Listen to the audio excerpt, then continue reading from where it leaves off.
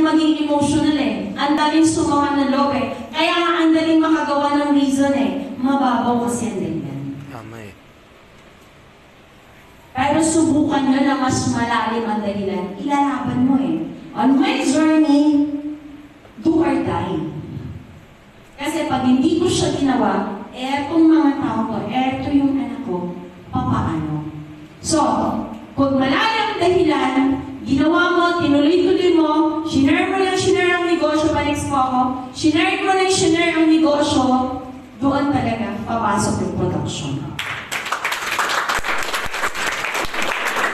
Pumasok yung mga productions na yan, pa-next po ako, guys, within 1 year, doing the business, I earned my first million.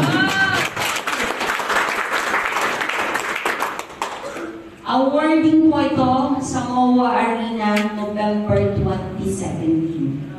Anong taon ako nag-resign? 2016. November 2017, kinita ko yung